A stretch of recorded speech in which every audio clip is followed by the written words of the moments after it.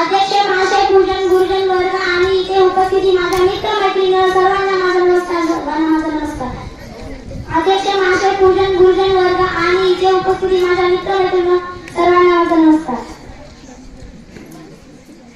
सावित्रीबाई फुले या भारताच्या पहिल्या महिला तसेच मुख्यधातिका होत्या. सावित्रीबाई फुले यांचा जन्म 3 जानेवारी 1821 सातारा जिल्ह्यातील नायगाव या गावी झाला.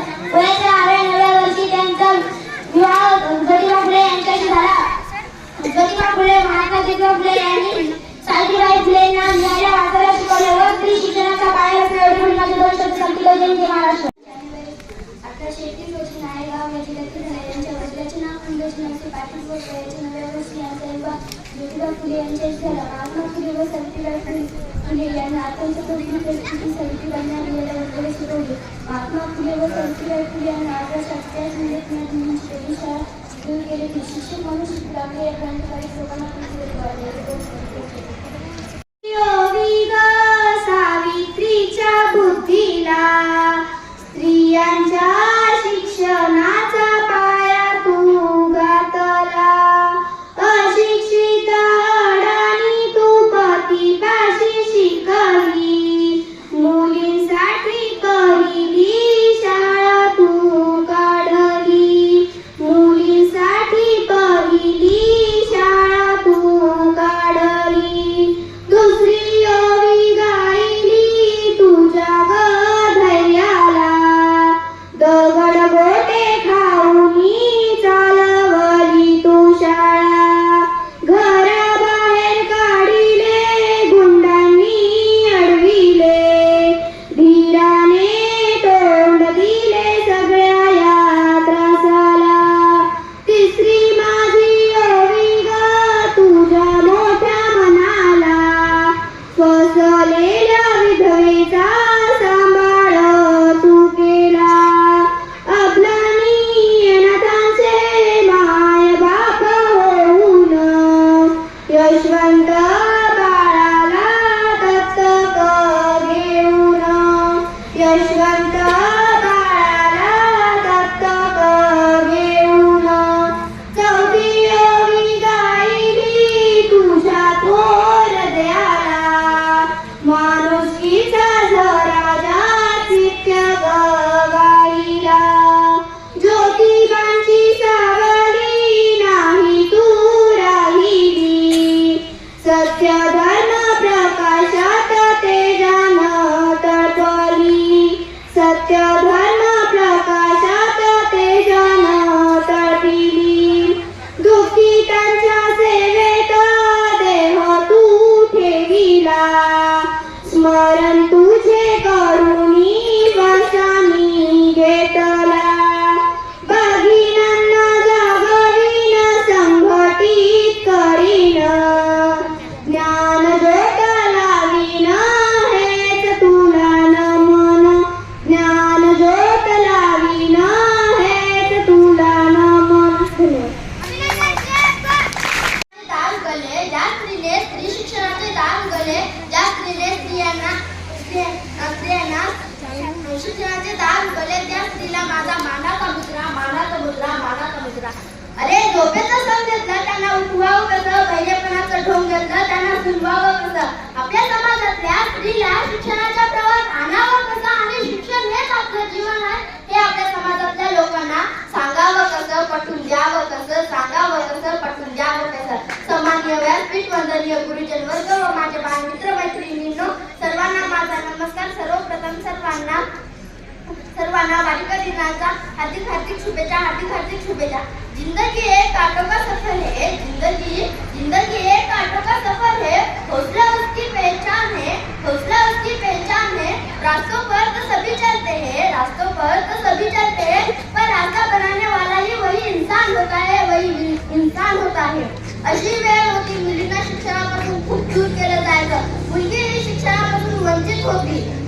या समाजाची फक्त चूल आणि मूल हीच मानसिकता होती. पण असा एकमेवी व्यक्ती होता ज्यांनी या प्रसंगाचा विरोध केला. त्यांनी सर्वात आधी आपल्या पत्नीला शिकवल्यानंतर पत्नीने इतर मुलींना शिकवलं. त्यांचं हे युद्ध, त्यांची ही लढाई संपूर्ण जगाशी होतं, समाजाशी होतं, आजूबाजूच्या लोकांशी होतं. आजूबाजूच्या लोकांशी होतं. सगळे त्यांच्या विरुद्ध होते, कुणी त्यांच्या सोबत नव्हते. ते व्यक्ती ज्यांनी हे पाऊल उचललं त्यांना आपण सर्वच ओळखतो, त्यांचं नाव सुद्धा आपल्याला माहित आहे. त्यांचं पुन्हा एकदा त्यांचं नाव सांगतो. त्यांचं नाव आहे ज्योतिबा फुले व सावित्रीबाई फुले. कुणीतरी म्हटलं आहे की लाटांबरोबर तर सगळेच पोहतात. लाटांबरोबर तर सगळेच पोहतात, पण खरा जीवी तोच असतो जो लाटांना भेटून सामोरे जातो. सावित्रीबाई फुले यांचा जन्म 3 जानेवारी 1831 म्हणजे सातारा जिल्ह्यातील नायगाव येथे झाला. वयाच्या अवघ्या 9व्या वर्षी त्यांचा विवाह ज्योतिबा फुले यांच्याशी झाला. विवाहानंतर ज्योतिबा फुले यांनी सावित्रीबाईंना लिहायला वाचायला शिकवलं व स्त्री शिक्षणाचा पाया रचला. क्रांतीज्योती सावित्रीबाई फुले व ज्योतिबा फुले यांनी 1 जानेवारी 1848 मध्ये पुण्याच्या बुधवार पेठेमध्ये मुलींची पहिली शाळा काढली. सावित्रीबाई फुले यांनी केसलोपण, बालविवाह, सतीप्रथा अशा वाईट प्रथांना विरोध केला. 3 जानेवारीला नमन करून क्रांतीज्योतीला सावित्रीच्या जन्मदिनाला मान मिळाला बालिका दिनाचा.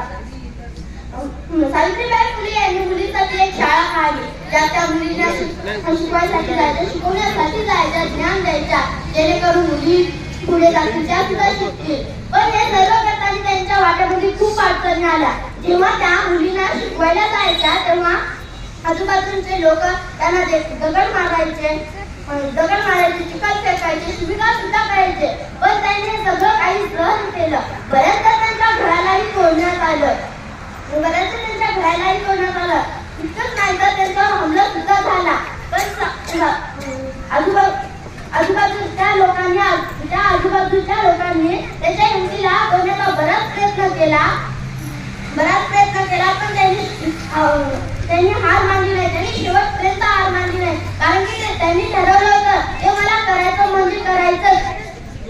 म्हणून तर आपण त्यांना देवी समान मानतो. त्या सावित्रीने हे सोचलं हे मला करायचं ते करायचं. मग आपण का सोचू शकत नाही? आपण म्हणतो हे मला येत नाही तर मी हे करणार नाही. आपण जर ते मनामध्ये आणलं करायचं तर सगळं काही होऊ शकतो. पण आपण म्हणतो हे मला येत नाही मी आता हे करणार नाही. पण आपण मनामध्ये जिद्द ठेवली मला हे येते मी हे करणार, तर आपल्याला ते जमेल. किती भोगले सावित्री, किती भोगले, किती सोचले तरीही तिने शिकवले. शिकवले. स्त्री शिक्षणाचे धडे तिच्या साऱ्या लेकीने गिरवले. अशा अनेक अडचणी त्या माऊलीने सहन केल्या. त्या माऊलीने स्त्री शिक्षणाचा वसा निश्चयाने चालू ठेवला.